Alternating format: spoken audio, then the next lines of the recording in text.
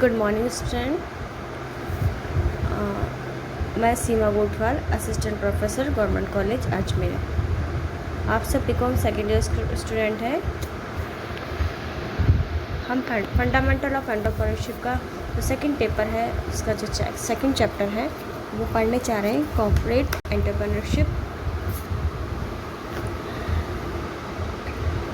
और एंटरप्रेन्योरशिप। तो उद्यमिता एकांकी व्यक्ति तक ही सीमित नहीं है। उद्यमिता व्यवसायिक संगठन भी उद्यमिता को अपनाते हैं एवं प्रेरित करते हैं। उद्यमिता के बारे में जो हम बताने जा रहे हैं वो ये है कि उद्यमिता व्यवसाय तक ही सीमित नहीं है, ये कई जगहों पर अपनाई जाती है। ये नहीं कह सकते हैं कि यह व्यवसाय पर ही एंटरप्रेन्योरशिप लागू होता है।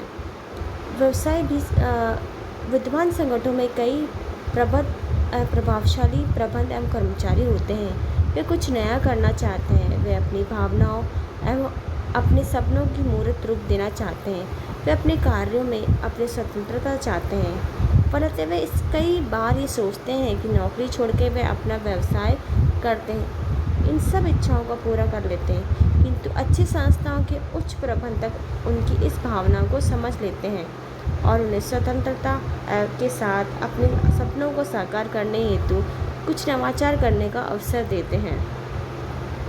तो इसी में निगमी उद्यमी अर्थात एंटरप्रेन्योरशिप का जन्म होता है। तो इसी चैप्टर में हम यह पढ़ेंगे आज कि एंटरप्रेन्योरशिप में इसका जन्म कैसे होता है, वो कैसे बनता है। तो निगमी उद्यमी जिसे कहते हैं कॉर्पोरेट एंटरप्रेन्योर, निगमी उद्यमी जिसे एंटरप्रेन्योरशिप के नाम से जाना जाता है, का विकास पिछले कुछ दशकों से ही हुआ है। एंटरप्रेन्योरशिप का जन्म अमेरिका के स्तर के दशक के उत्तरार्ध में हुआ। शब्द का उपयोग इस उद्यमिता के लिए किया जाता है जो किसी विद्वान उपक्रम या संगठन से विकसित होते हैं।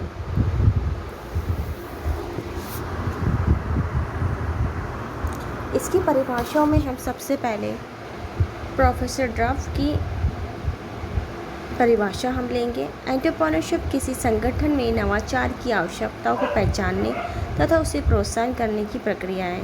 एंटरप्रेन्योरशिप किसी संगठन में नवाचार की आवश्यकताओं को पहचानने तथा उसे प्रोत्साहित करने की प्रक्रिया है।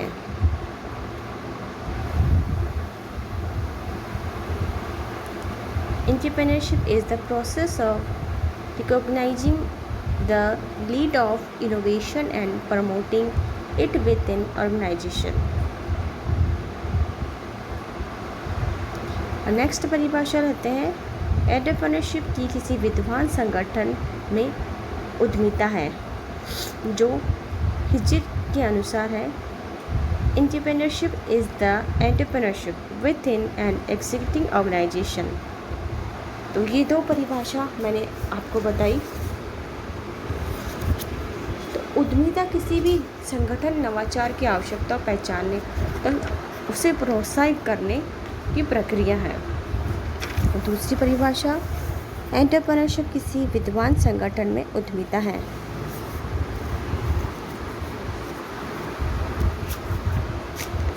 एंटरप्रेन्योरशिप वह उद्यमिता है जो किसी निगमीय व्यवस्था में जन्म लेती है। उन्होंने आगे लिखा है, मार्कर के अनुसार एंटरप्रेन्योरशिप वह उद्यमिता है जो किसी निगमीय व्यवस्था में जन्म लेती है।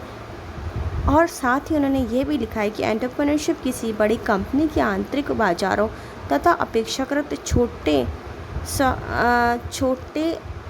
अर्ध व्यावसायिक इकाइयों का विकास है, जिसमें उस कंपनी की साधनों से उत्पादों और सेवाओं तथा तकनीकों का नवीन विधियों से उत्पादन किया जाता है। इस प्रकार यह स्पष्ट है कि एंटरप्रेन्योरशिप वह उद्यमिता है जो किसी बड़ी कंपनी या निगम में जन्म लेती है। इस उद्यमिता के परिणामस्वरूप उस कंपनी के प्रबंध कर्मचारी कुछ नवाचार करते हैं तथा उस कंपनी के अधीन ही उसी कंपनी के साधनों से ही किसी नवीन उपकरण की स्थापना किसी नवीन उत्पादक सेवा या तकनीकी उत्पादन से करते हैं। तो ये जो मैंने आपको इसकी विशेषता बताई है, ये आप देखिएगा अपनी बुक के अंदर। अब हम आगे लेते हैं इसकी विशेषताओं का। तो इसकी पहली विशेषता है ये एक ऐसा उद्यमी है जो किसी विद्वान संगठन में जन्म लेता है। ये एक ऐसा उद्यमी है जो किसी विद्वान संगठन में जन्म लेता है। इसका दूसरा पॉइंट है, इस उद्यमिता में किसी विद्वान संगठन के प्रबंध या कर्मचारी किसी नवाचार को करने एवं नया उपक्रम स्थापित एवं संचालित करने की सहायता करते हैं। मतलब उद्यमिता किसी भी विद्वान संगठन में प्रबंध या कर्मचारी किसी नवाचार करने या नया उपक्रम स्थापित या संचालित करने का साहस करते हैं। मतलब ऐसा जोखिम लेते हैं वो अपने अंदर कि वो कुछ नया कर सकें, उस कंपनी को, उस कंपनी में कुछ वो नया कर सकें। उस वहाँ के मैनेजरों को ये मौका मिलता है, वहाँ के वर्करों को ये मौका मिलता है।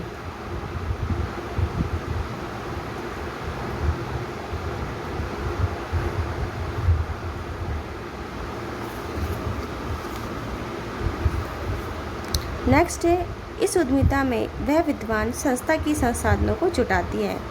मतलब प्रेजेंट में जो वहाँ की जो कंपनी है वो ऐसे साधनों को जुटाती है जो उद्यमिता का विकास कर सके, तो उद्यमिता में यह साधनों को जुटाती है। नेक्स्ट पॉइंट है, उद्यमिता की जोखिम को भी वह उद्यमिता संगठन का वहन करता है। मतलब उद्यमिता की जोखिम को भी वह उद्यमिता संगठन वहन करता है। मतलब उसके रिस्क को एक एंटरप्रेन्योर को सहना ही पड़ता है कि उसके अंदर जो रिस्क आएगी, उसके अंदर उसको प्रॉफिट होगा, तो उसके अंदर उसके अगर लॉस होता है तो उसको आपको अफोर्ड करना ही पड़ेगा, उसे सहन करना ही पड़ेगा। तो नेक्स्ट पॉइंट है इसका, इस उद्यमिता के कारण प्रबंधक को कर्मचारी में पहलपन करने तथा नए विचारों का क्रियान्वयन करने का अवसर मिलता है। तो इसमें क्या होता है कि एक मैनेजमेंट जो वहाँ के होते हैं, प्रबंधक होते हैं, वर्कर होते हैं, उनको एक पहलपन करने का, एक नया विचार क्रियान्वित करने का अवसर मिलता है। तो एक निगमीय उद्यमी के लिए बहुत ही ज़रूरी होता है। तो जो निगमीय उद्यमी होता है वो विद्वान संगठन के भीतर होता है, और जो एंटरप्रेन्योर को अपनाने वाला व्यक्ति स्वतंत्र व्यक्ति नहीं होता, वो किसी विद्वान संस्था के प्रबंधक या कर्मचारी होता है।